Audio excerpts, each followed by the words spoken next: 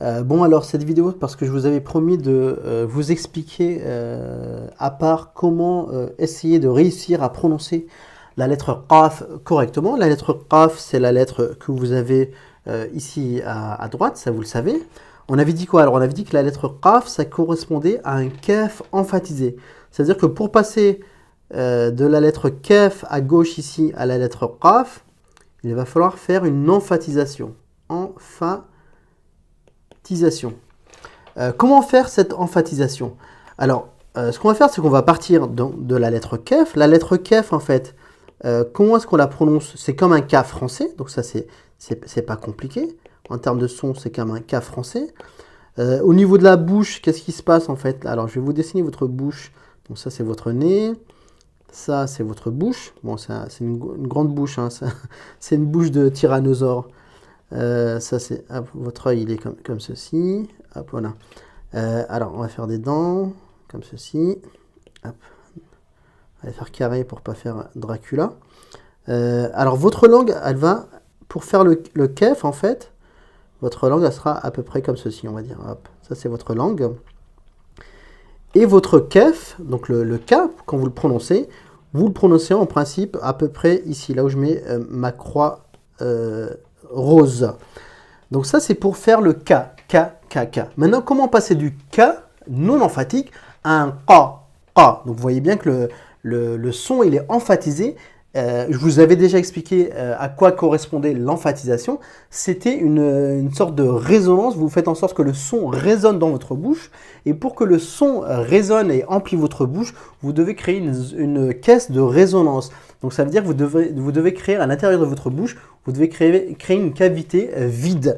Pour créer une cavité vide, qu'est-ce qu'il faut? Il faut créer un vide, enfin. Donc du coup, vous ne devez pas interposer votre langue à l'intérieur de la bouche. Vous devez faire en sorte que votre langue recule vers l'arrière. Donc vous la faites glisser vers l'arrière. Ça veut dire que là, si je vous redessine ici en train de prononcer le qaf, ça veut dire que votre langue, elle sera... Alors attendez, hop, ça c'est vos dents. Votre langue, elle sera beaucoup plus, on va dire, plus aplatie et elle sera plus remontée en arrière parce que vous l'avez fait glisser. Vous l'avez fait glisser en fait vers l'arrière en fait. Vous faites glisser votre langue vers l'arrière. Donc du coup, vous voyez bien que ici, vous vous retrouvez avec beaucoup plus d'espace, avec carrément une sorte de caverne. Et c'est dans cette caverne que le son va résonner. Il va résonner comme un écho. Et du coup, cela va faire, en fait, c'est pour ça que le son, quand il va venir de votre gorge, elle est là, le son va venir comme ça, et il va résonner en fait, comme ceci. Donc ça, c'est le premier élément. Vous reculez votre langue vers l'arrière, vous la faites glisser vers l'arrière. Donc vous prononcez un K, K, K, K, K. Ensuite, vous reculez votre langue. Vous allez voir le son du K va changer. Déjà, ça va se transformer en quelque chose comme ceci. K, K, K. Mais ce n'est pas encore ça.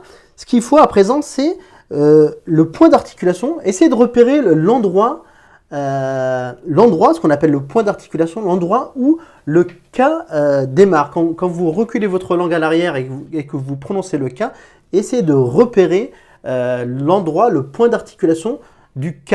À ce moment-là, ce point d'articulation, vous allez le descendre plus bas dans la gorge. Je vous avais dit en cours que le qaf se prononçait plus bas dans la gorge. Théoriquement, en vérité, c'est faux. Théoriquement, le qaf et le kef se prononcent pas au niveau de la gorge, se prononcent beaucoup plus haut. Sauf que, en fait, moi, ce que j'ai constaté, c'est qu'en général, les francophones, les francophones sont timides en fait, ils ont du mal à investir la zone arrière de leur bouche et la gorge. Donc en général, les francophones, quand vous leur dites le fond de la gorge, ils vont avoir du mal à aller jusqu'au bout, donc ils vont uniquement reculer un petit peu. Donc moi, pour faire en sorte qu'ils reculent au fond de leur bouche, je préfère leur dire que le qaf se prononce au niveau de la gorge. Et je sais pertinemment que ce qaf va être prononcé par le francophone beaucoup plus haut dans la gorge. Donc c'est pour des raisons pratiques. Donc vous faites reculer le point d'articulation plus bas dans la gorge. Et en plus de ça, vous faites en sorte que le son résonne. Donc dès le départ, en fait, vous ne faites pas un K, K, K. Quand vous faites un K, K, K, en fait, vous emphatisez la voyelle uniquement. Vous n'emphatisez pas la consonne. Là, ce qu'il faut, en fait, c'est commencer à faire l'emphatisation au moment où vous prononcez le qaf.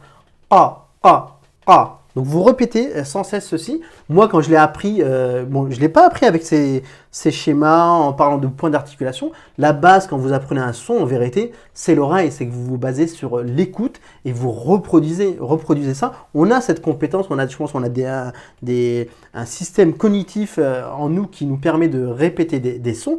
Sauf qu'on est, en fait, ce système est assez rouillé. En général, on est adulte, donc on n'est pas habitué à pratiquer ces sons. C'est juste une question de pratique et aussi de peur psychologique qui nous empêche, de prononcer un son qu'on ne connaît pas, en fait. Une sorte de peur psychologique. Mais investissez vraiment cette zone arrière de votre bouche. Essayez de sentir cette emphatisation. Imaginez votre bouche comme une caverne, comme ça, vide, et essayez de faire résonner le son A à l'intérieur. Répétez K, K, K, K, K, et à un moment donné, ça va sortir. Moi, c'est comme ça que c'est arrivé quand j'étais jeune. J'ai répété plusieurs fois K, K, K, et à un moment donné, c'est sorti une fois. Après, le son s'est échappé, bien sûr. J'ai pas pu le reproduire tout de suite. J'ai recommencé à faire une série de K, K, K. Le A est sorti, l'emphatisation du kaf est sorti une fois, deux fois. Et après, à un moment donné, j'ai pu maîtriser ce son et le faire sortir à volonté. Donc, entraînez-vous, exercez-vous à pratiquer la prononciation du off. Et ensuite, vous allez Inch'Allah, pouvoir y arriver. Prononcez-le avec les différentes voyelles. Les voyelles courtes, A, ou, Pi. Les voyelles longues, A, ou, Pi. Et bien sûr, le soukoun, l'absence de voyelles, Pa, Pa, tout seul. Donc voilà, je vous dis bon courage et exercez-vous à prononcer la lettre Qaf comme il se doit. Je vous dis ma'as salama, assalamu alaykum.